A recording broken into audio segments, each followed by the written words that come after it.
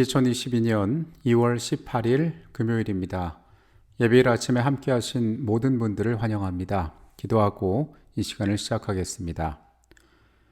지난 한 주의 삶을 인도하신 아버지 하나님, 오늘 우리가 안식일을 준비하는 예배일을 맞이합니다. 우리의 생애의 매 순간마다 주께서 삶의 중심에 계신 것을 이 아침에 고백합니다. 하나님, 죄된 우리의 형상 가리우시고 주의 아름답고 선한 것들 세상에 나타낼 수 있도록 우리가 애쓰며 살아가는 것을 주께서 아시오니 주님, 우리로 알게 하시고 깨닫게 하셔서 즐거이 기쁜 마음으로 주를 따를 수 있도록 우리의 생애를 꼴지워 주시옵소서. 지난 한 주간 우리가 함께 나눴던 말씀들 이 시간에 다시 한번 되새기고 그 가운데 주의 선한 뜻을 알기를 원합니다. 예수께서 우리의 삶에 얼마나 놀라운 분이신지, 어떤 약속이 되시는지 우리가 나눌 때에 우리의 심령을 뜨겁게 하시고 또한 약속하신 성령께서 우리 가운데 역사하심으로 주의 선하고 아름다운 계획들이 연약한 우리를 통하여 이 땅에서 나타날 수 있도록 역사하여 주시옵소서. 거룩하신 예수 그리스도의 이름으로 기도합니다. 아멘. 만약에 누군가가 예수를 믿는 여러분에게 왜 예수가 당신에게 중요한 인물입니까? 라고 묻는다면 여러분께서는 어떻게 대답하시겠습니까? 예수님이 세계사적으로 어떤 중요한 위치를 가지는지는 우리가 인터넷만 찾아보아도 자세하게 정리되어 있습니다. 그러나 그것은 어쩌면은 지식적인 면에서 사람들이 말하는 역사적인 관점에서의 예수에 대한 설명일 것입니다. 33년 반밖에 이 땅을 살지 않았던 팔레스타인의 젊은이, 그리고 심지어는 세상에 나와 세상을 위하여 자신의 목소리를 내고 사역한 기간은 3년 반밖에 되지 않는 인물이 바로 예수입니다.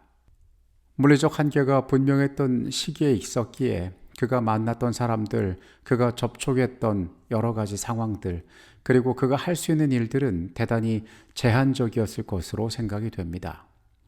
왜 그런 그가 우리의 삶에 가장 중요한 인물이 되었을까요? 사람들을 친절히 도왔기 때문에, 어떤 사람들의 병을 고쳤기 때문에, 혹은 선한 일을 많이 하여서 그럴까요? 어쩌면 그가 가르친 기별들이 매우 중요한 것들을 포함하고 있어서 그 세계 사람들에게 매우 소중히 다뤄졌기 때문일 수도 있습니다.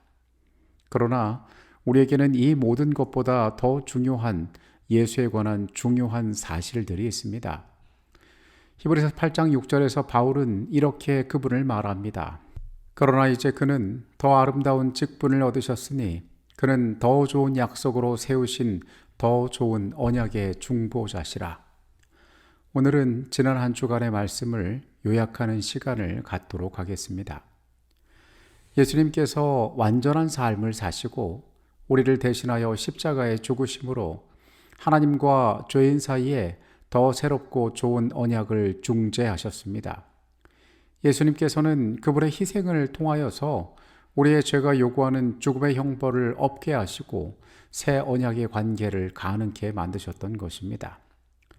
이번 주에 우리는 히브리서 10장 5절에서 10절 사이에 나타나 있는 이 새 언약의 중보자에 관한 말씀들을 살펴보았습니다. 여기서 예수께서는 언약의 요구대로 완전히 순종하신 분으로 나타나고 있습니다. 바울은 종종 구약의 말씀을 인용하여서 히브리서에서 그가 예수에 관하여 말하고 있는 이 사실들이 성경의 전혀 다른 주제가 아님을 확인하고 있습니다. 바울은 시편 40편 8절의 내용을 인용합니다. 나의 하나님이여, 내가 주의 뜻 행하기를 즐기오니 주의 법이 나의 심중에 있나이다 하였나이다. 새로운 언약과 관련되어진 이 말씀에 대하여 재림교회 성경주석은 이렇게 말합니다. 원래의 문맥에서 이 구는 하나님의 뜻에 대한 도덕적 순종을 묘사한다. 히브리서의 저자는 그리스도의 제사가 동물의 제사가 제공할 수 없었던 간합할 만한 속죄를 이룸으로써 하나님의 뜻을 성취하였다는 것을 보여주기 위해 이 구를 사용한다. 우리는 지난 한 주 동안에 새 언약의 내용과 그 의미들에 대하여 살펴보았습니다. 예수께서 이것들을 우리에게 주시는 가운데에 우리가 이 새 언약을 어떻게 바라볼 것이며, 그리고 이 새 언약이 어떠한 이유들로 주어졌고, 그리고 궁극적으로 이것들이 나의 삶과 나의 운명과 어떻게 관련되어지는지에 대해서 살펴보았습니다. 또한 우리는 이 과정 가운데 예수께서 어떠한 역할들을 담당하시고 어떠한 일을 행하셨는지 또한 바라볼 수가 있었습니다. 먼저 우리는 새 언약이 왜 필요한지에 대해서 살펴보았습니다.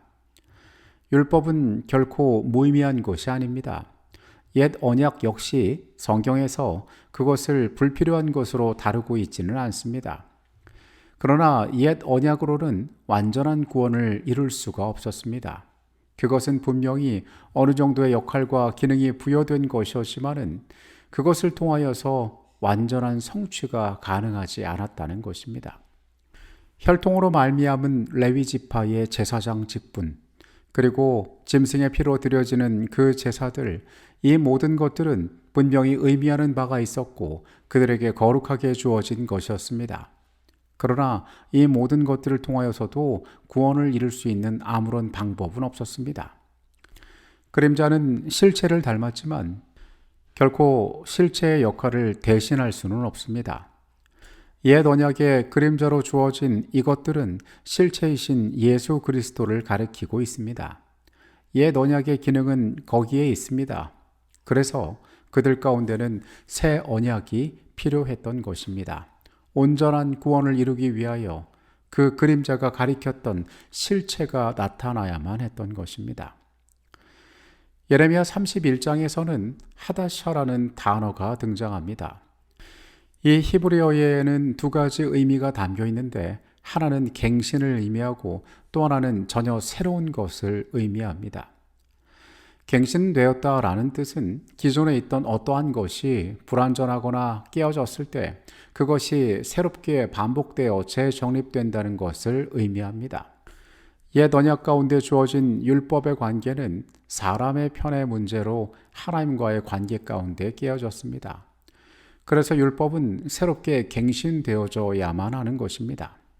그렇다면 예레미야 31장에 언급하고 있는 새 언약이란 것은 옛 언약이 이제 새롭게 갱신되어서 깨어진 관계를 보완하기 위하여 주어진 것이라고만 생각할 수 있습니다. 그러나 앞서 언급한 것처럼 이 하다샤라는 말은 갱신이라는 의미뿐 아니라 전혀 새로운 것이란 뜻도 포함하고 있습니다. 이 새 언약은 기존의 언약이 가지고 있던 불완전함, 그 깨어짐을 보완하는 갱신하는 관계일 뿐 아니라 하나님께서 우리 가운데 전혀 새로운 일을 이루실 것임에 대한 약속도 담겨져 있는 것입니다. 히브리서 8장에는 중보자란 단어인 메시테스가 등장합니다. 이 헬라어는 네 가지의 뜻을 포함하고 있습니다. 사람들 사이의 중재자, 사업상의 중개인, 그리고 법적인 증인, 마지막으로 협상의 실행을 보증하는 보증인이란 의미가 담겨 있습니다. 일반적으로 이 메시테스는 2번과 3번, 즉 사업적 중개 그리고 법적 증인으로서의 역할에 많이 언급되어지지만 새 언약 가운데에서는 주목하고 있는 이 메시테스의 역할이 있으니 그것은 네 번째, 협상의 실행을 보증하는 보증인의 역할을 중보자라고 표현하고 있습니다. 그리스도께서는 그분의 희생으로 말미암아 새로운 언약을 제정하시고 그리고 이 땅에서 부활하셔서 하나님의 보좌 우편에서 그분의 역할, 우리를 중보하는 일을 하고 계십니다. 그분께서는 우리와 하신 약속, 우리를 그분께로 이끌겠다는 그 약속에 대한 보증이 되고 계시는 것입니다. 모세는 영광을 반사했지만 예수께서는 그 영광의 실체가 되어서 우리에게 오셨습니다. 분명한 약속으로 우리의 보증이 되어 주시는 것입니다. 새 언약과 옛 언약에 있어서 율법의 요구에 모두 충족해야 한다라는 공통점이 있습니다. 예수께서 우리에게 새 언약을 주심에 있어서 기존의 모든 질서를 무시하시고 전혀 새로운 것들로만 채워두신 것이 아니셨습니다. 예수님께서는 이 율법의 요구에 순종하셨습니다.